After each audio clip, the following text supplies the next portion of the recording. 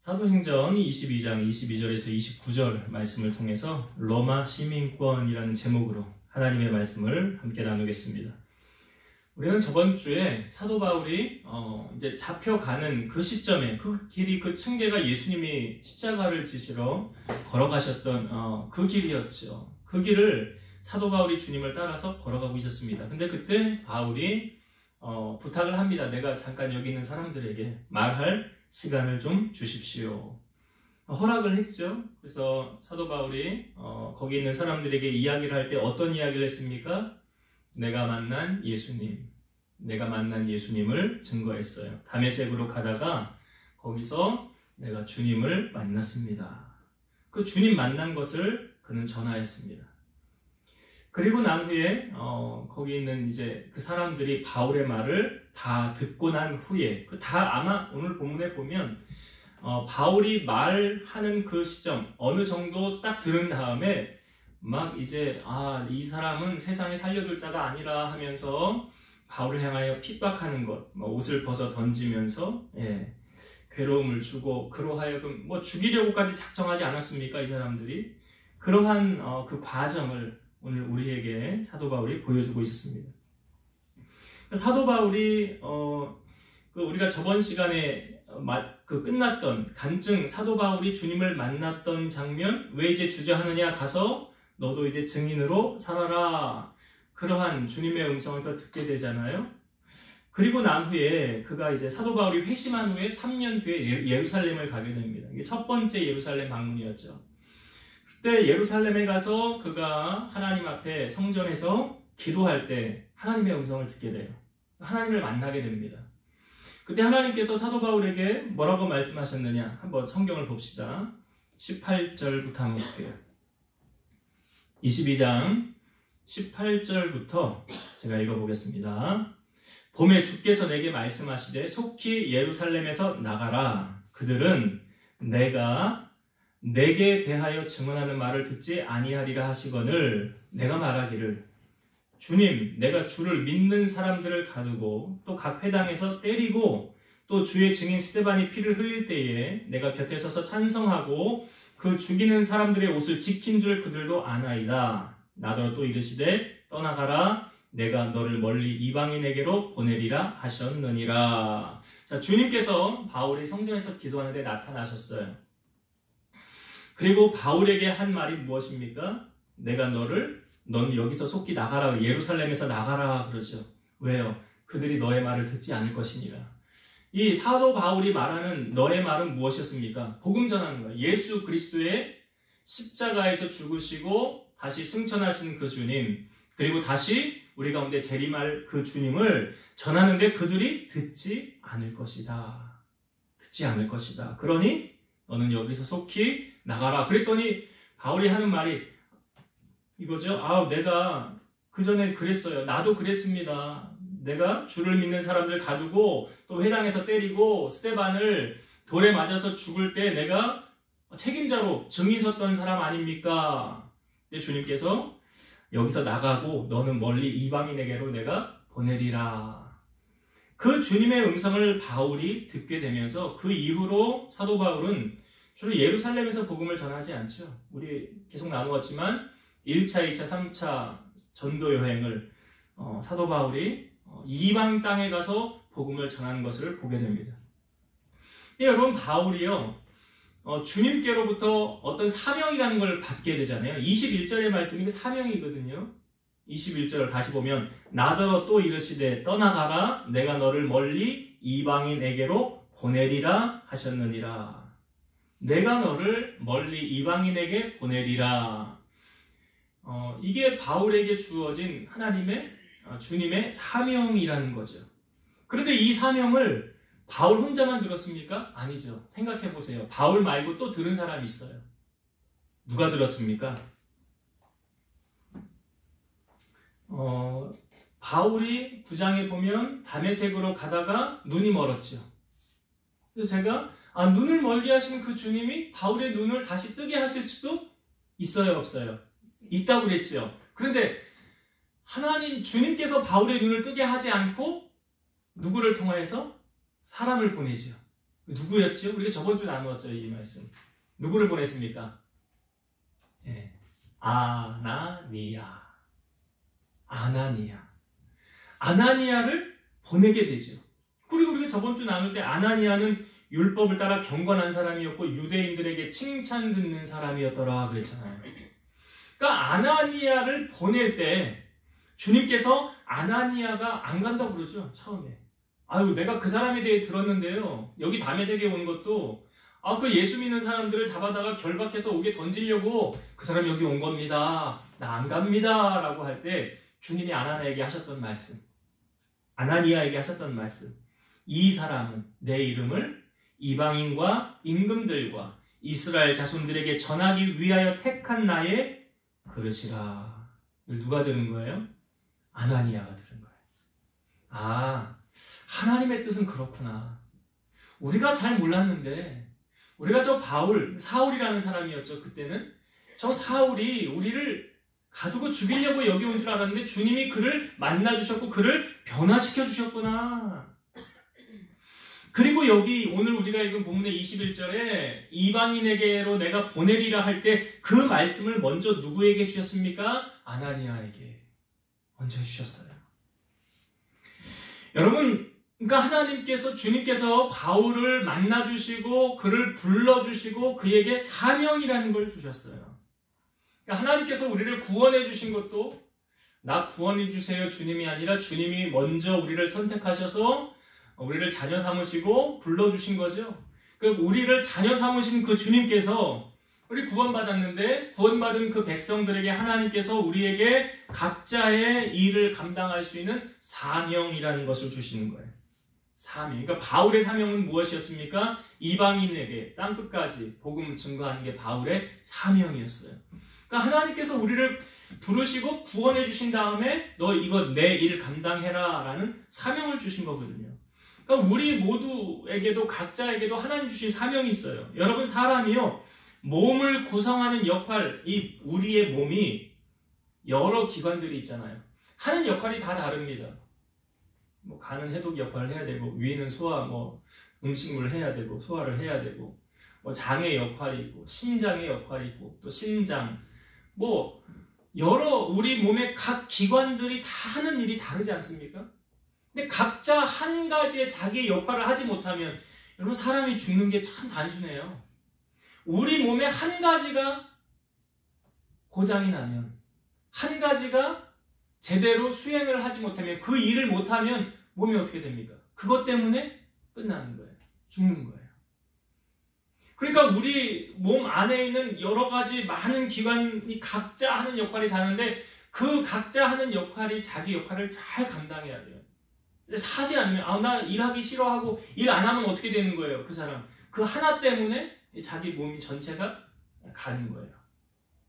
건물을 지을 때도 건물 짓는 거 보면 기초부터 이렇게 여러 가지 많은 건물을 짓는데 많이 들어가잖아요. 전기부터 수도부터 나중에 배관 도시가스며 여러 가지가 많이 들어가잖아요. 그리고 다 꾸며지면 또 그 안에 인테리어 같은 거 또 그때 보이는 거 다 하잖아요. 그런 게 다 이제 완성이 되어지면 건물 하나가 딱 완성되어지는 거예요. 왜 제가 이 말씀을 드리냐면 여러분 교회도 그렇다라는 거예요. 교회도 그렇다. 저번 주에도 제가 말씀 좀 드렸던 부분인 것 같은데 교회는 목사님, 사모님 둘이 하는 게 아니라고 그랬죠. 주님이 그런 식으로 일하지 않으신다고 그랬어요.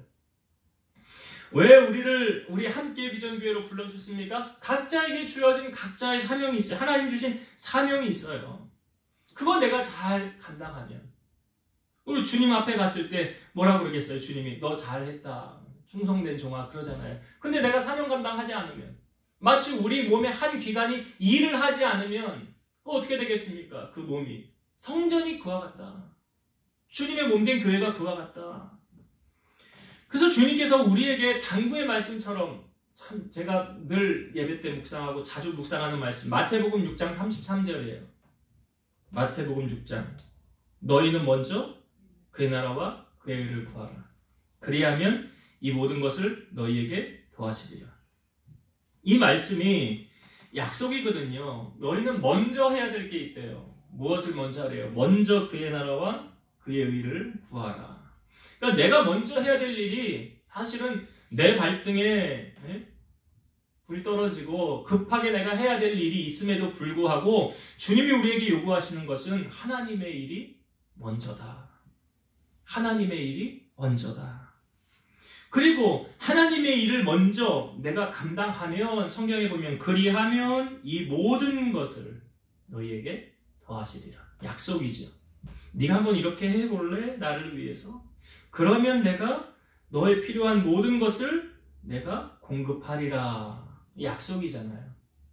그러니까 우리가 하나님의 약속의 말씀대로 그렇게 살아갈 때 그 약속의 말씀대로 이루어지는 거예요. 우리가 살지 않으면 이루어지지 않는 거예요. 그러니까 하나님께서 내 삶을 통하여 어떻게 역사하시는가를 여러분들이 보고 싶다면 이 말씀대로 한번 살아보는 거죠. 왜? 말씀은 약속이기 때문에 그래요. 그래서 우리에게 주신 오늘 주님께서 바울에게 주신 사명, 그 사명 쫓아서 증인의 삶을 살았듯이 오늘 우리에게 주신 사명 무엇인가? 다시 한번 우리 자신을 돌아보면서 주님이 내게 주신 사명 나도 감당하며 살아가야 되겠다.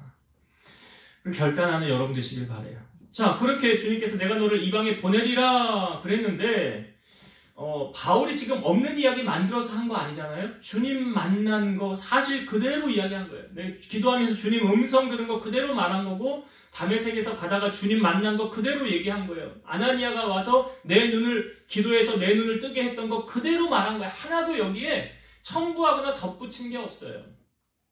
사실 그대로를 얘기했는데 그 말을 들은 사람들의 반응이 어떠했습니까? 성경 한번 봅시다. 22절 말씀. 22절. 이 말하는 것까지 그들이 듣다가 소리질러 이르되 이러한 자는 세상에서 없애버리자 살려둘 자가 아니라 하여. 사도 바울이 지금 어떻게 보면 내가 주님을 만났던 거 그거 간증하고 있는 거거든요. 하나님의 살아계심을 간증했거든요. 근데 그것을 들은 사람들의 반응이 어떠했습니까? 듣기 싫다고 막 소리를 질러 가면서 저 사람은 여기 세상에 살려두지 말자 그러는 거예요. 없애버리자. 여러분 복음을 듣는 사람들의 반응은요 되게 두 가지로 나뉩니다. 복음을 듣는 사람들의 반응 두 가지로 나눠요. 이게 사도행전에 우리에게 다 보여주고 있어요. 첫 번째 부류는 어떤 사람들이냐면 베드로가 설교했을 때 그들이 심령에 찔려 베드로에게 그러죠. 우리가 어찌할꼬? 우리가 어떻게 하면 좋겠습니까? 그랬더니 너희가 각각 회개하여 예수 그리스도 이름으로 세례를 받고 죄사함을 받으라. 그리하면 성령을 선물로 받으리니. 그러니까 말씀을 듣고 심령에 찔렸는데 그걸 가지고 사도들에게 우리 어떻게 하면 좋겠습니까? 그랬더니 뭐 하래요? 회개하고 예수 그리스도의 세례를 받고 죄사함을 받으라. 그리하면 성령의 선물을 받으리라. 이게 첫 번째 부류예요. 하나님의 말씀을 받고 심령의 찔림을 받아 나타나는 반응. 또 한 부류는 어떤 부류였습니까? 스데반이 설교했을 때 거기 있는 사람들도 마음의 찔림을 받았어요. 그런데 반응이 이러했어요. 스데반을 향하여 이를 갈거늘. 스데반을 향하여 이를 갈거늘.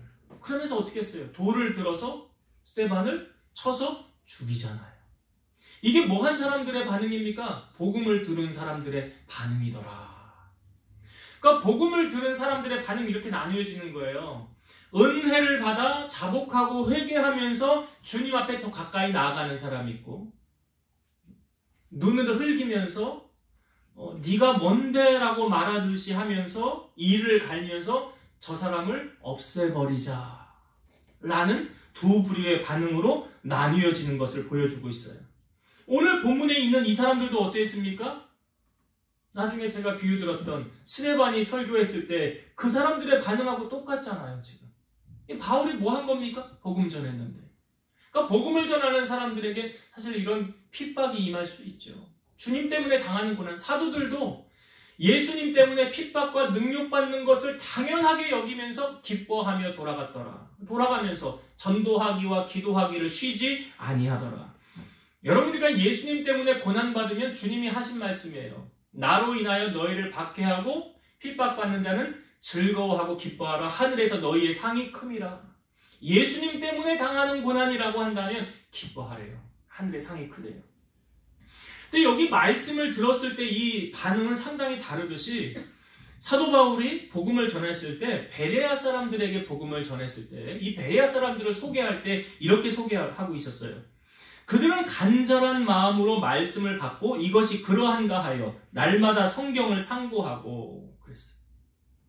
간절한 마음으로 말씀을 받고 이것이 그러한가 하면서 날마다 성경을 가까이 하고 성경을 묵상했더라. 그러니까 이 사람들에게는 이런 사모함과 간절함이 있었다는 거죠. 그러니까 이 말씀의 사모함은 사실 말씀의 자리에 머물게 하고 주님을 가까이 하게 되더라. 그러니까 오늘 우리가 주님의 말씀을 받는 우리의 자세는 어떠한가? 나는 어떤 자세로 주님의 말씀을 받고 있는가? 혹 여기 있는 이 바울이 하나님의 말씀 간증을 했을 때 혹 이런 부류는 아니었나? 이렇게 가면 은혜를 잘못 받는 거죠.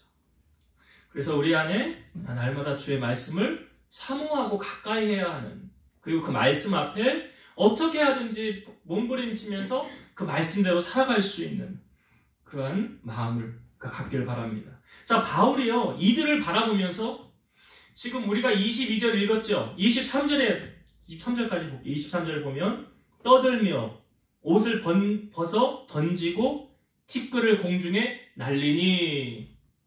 그들이 왜 옷을 벗어서 던졌을까? 옷을 왜 벗어서 던졌을까? 여러분, 바울이 이걸 보면서 무슨 생각이 났을까요?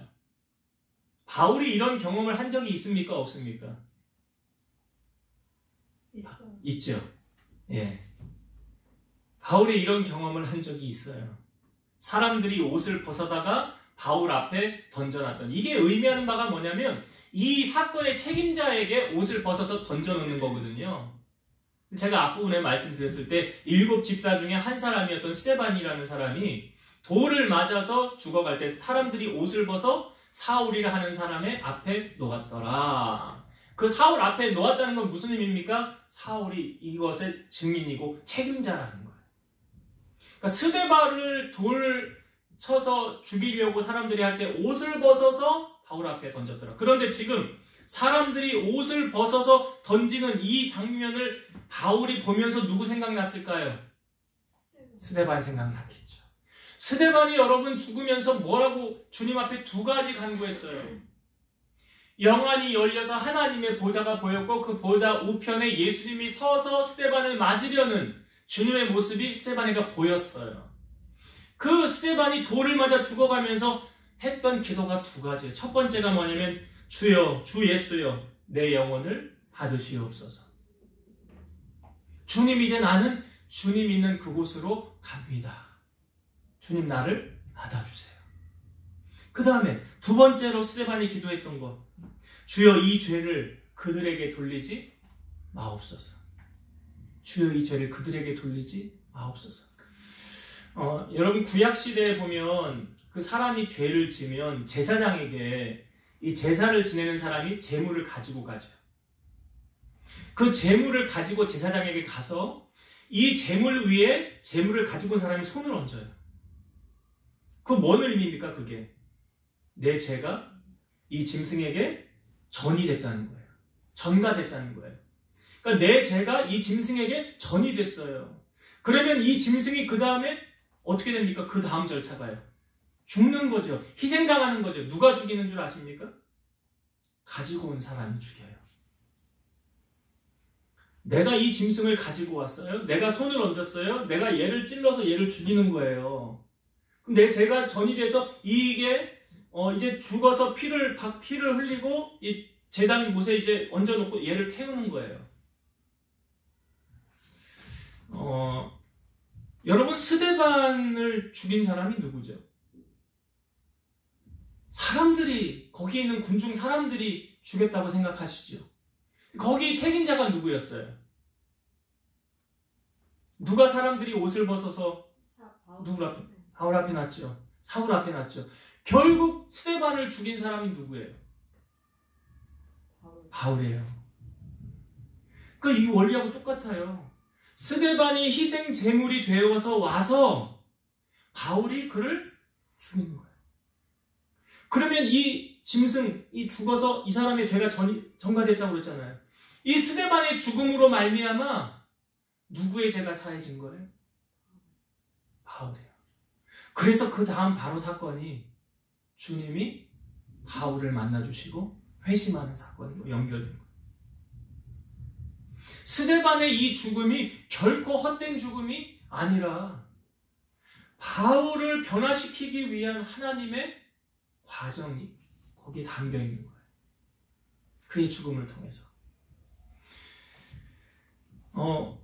여기 바울이요, 옷을 번지면서 이걸 보면서 이런 생각 들었을 거예요. 옛날에 스데반이 죽었을 때 사람들이 옷을 벗어서 내게로 가져왔었는데, 그런 생각이 들었을 거예요. 여러분, 성경은 뭘 우리에게 또 보여주냐면 그 사람이 행한 일에 대한 것을 그대로 그 사람이 받는 거예요. 심은 대로 거두게 하는 거예요.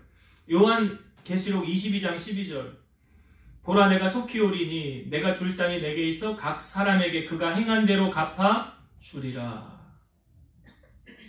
스데반이 걸어갔던 그 길을 지금 바울이 똑같이 걸어가고 있는 거예요. 그전에는 우리가 예수님이 걸어갔던 그 길을 바울이 똑같이 걸어갔던 것처럼 똑같이 행한 대로 갚아주시는 거예요. 갈라디아서 6장 9절, 우리가 선을 행하되 낙심하지 말지니 포기하지 아니하면 때가 이름에 거두리라.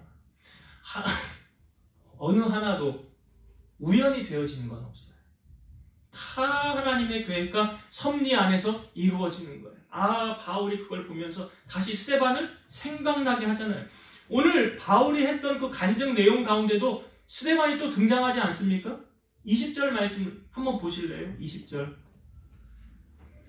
또 주의 증인 스데반이 피를 흘릴 때에 내가 곁에 서서 찬송하고 그 죽이는 사람들의 옷을 지킨 줄 그들도 아나이다. 여기 스데반을 소개할 때 앞에 뭐라고 그래요? 주의 증인 스데반. 주의 증인 스데반. 그러니까 이 바울은요, 사실 스데반이 죽기 전에 보라 하늘이 열리고 인자가 하나님 우편에 섰노라, 그 인자 예수님이 하나님 보좌 우편에 서 있다는 것을 바울이 그때 이해했을까요? 이해 못했지요. 이해 못했죠. 근데 지금은 다 이해가 돼요, 안 돼요? 이해가 다 되는 거잖아요. 그러니까 스데반을 얘기할 때 뭐라고 해요? 주의 증인이다. 주의 증인이다. 사도 바울도 땅끝까지 주님의 증인 되는 삶을 살고 있잖아요. 그런 삶을 살고 있지 않습니까? 그렇게 우리가 행한 일에 대한 보상을 하나님은 반드시 행하시더라. 갚으시더라. 그걸 바울이 회상하면서 이제 나아가고 있는데, 천부장이 이게 이 바울이 한 말을 아람 말로, 히브리 말로 했기 때문에 천부장이 무슨 말인지 몰랐다는 거예요. 성경에 보니까. 야, 그냥 쟤 데려다가 저기 가죽끈으로 묶고 채찍질 해가지고 신문해라, 이렇게 명령을 내립니다. 신문해라. 자, 그때 바울이 가면서 백부장에게 이렇게 말합니다. 너희가 로마 시민된 자를 죄도 정하지 아니하고 채찍질할 수 있느냐? 당시 유대는 로마의 간섭 안에 있었죠. 통치를 받고 있었죠. 그래서 이 로마 시민이라고 한다면 함부로 이들을 심판할 수 없고 함부로 때릴 수도 없고, 그런 로마 시민에게 그런 특권이 있었어요. 당시에 우리가 좀 이걸 이해하기 위해서 로마 시민은, 그러면 유대인이나 헬라인들이 로마 시민이 어떻게 하면 될 수 있었을까? 첫 번째는 이래요. 사회나 정부의 고위층 사람들, 로마를 위해서 특별히 공헌했던 사람들, 이 공을 인정해줘서 로마 시민권을 주는 거예요. 두 번째는 로마 제국이나 지방의 행정관에게 뇌물, 돈을 주고 사는 거예요. 돈을 주고 사는 거예요. 세 번째는 로마에 거주하는 의사들이나 인문 과목 교사들, 원주민, 원균 병사들, 그러니까 그 나라를 위해서 힘쓰고 했었던 그런 사람들이 퇴역하면 이제 나중에 일을 그만두게 되면 그 즉시로 로마 시민 될 수 있는 그런 로마 시민권을 주었다는 거예요.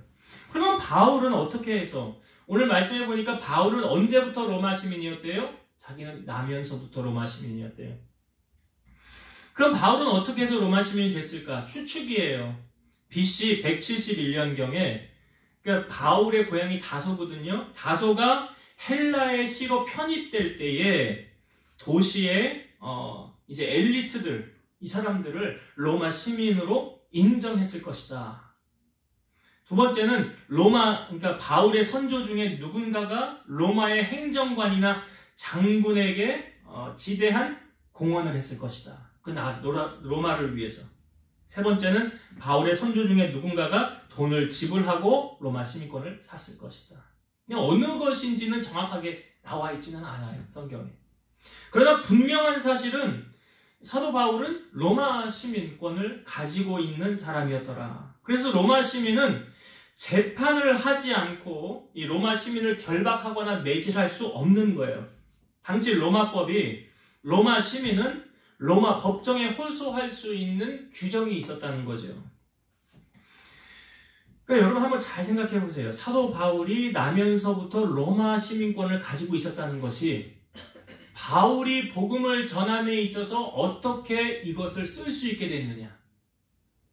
바울의 복음을 전하는데 이 로마 시민권이 바울에게 어떻게 작용했느냐. 여러분 바울은 이 앞부분에 우리가 사도행전 말씀에 나누었지만 사도 바울이 내가 나중에 로마도 보아야 하리라는 말씀이 있었죠. 내가 나중에 로마도 보아야 하리라. 그러니까 로마에 갔을 때는 또 나중에 내가 서바나도 봐야 되겠다. 뭐 하겠다는 거예요? 그냥 가서 관광하겠다는 게 아니잖아요. 증인 되겠다는 거예요. 복음 전하러 예수 그리스도를 전해야 되겠다라는 거잖아요. 그래서 이제 이 뒷부분을 우리가 나누겠지만 사도 바울이 지금 이 결박해서 때리려고 그랬는데 그렇게 하지 못한 이유가 뭐 때문에 못한 겁니까? 로마 시민권. 바울이 로마 시민권. 그러니까 나 로마 사람인데 나에게 죄도 정하지 않고 이렇게 채찍을 할 수 있느냐? 그럴 수 없는 거예요. 그러니까 지금 이제 바울이 로마 시민권으로 인하여서 어디 앞에까지 가게 됩니까? 로마까지 가게 되는 거예요. 그러니까 어떤 신분으로 가게 되냐면 이게 사람들에 의하여서 여기 다음 주에 이제 공회도 열고 해서 회의를 하지만 실상 사도 바울이 로마 시민이라는 이유로 로마에까지 가서 재판을 받게 되는 거예요. 그러니까 여러분 보세요. 하나님께서 바울에게 복음이 필요하니까 로마 시민권을 허락해 준 거 아닙니까? 바울이 이방인에게 가서 로마에까지 가서 복음을 전해야 되잖아요. 그러니까 하나님이 할 수 있도록 유대인이었다고 한다면 여기서 스데반처럼 돌을 맞아서 죽어도 할 말 없는 거예요. 그런데 그렇게 할 수 없는 거예요, 지금. 왜? 사도 바울은 로마 시민이기 때문에. 그러니까 로마인들이 죽이려고 해도 죽일 수가 없는 거예요. 그러니까 이 로마 시민권이 사실은 사도 바울로 하여금 복음을 전할 수 있도록, 로마에까지 가서 복음 전할 수 있도록 그것을 하나님이 허락해 주셨더라. 그러니까 이 로마 시민권을 통해서 바울은 로마까지 가죠. 그리고 이 위기 속에서 벗어나게 되는 계기가 되는 거예요. 여러분, 하나님께서 우리에게 혹 로마 시민권처럼 어떤 특권을 하나님이 우리에게 주신 것이 있다고 한다면 그것이 아주 특별한 어떤 특권일 수도 있고 아주 사소한 특권일 수도 있어요.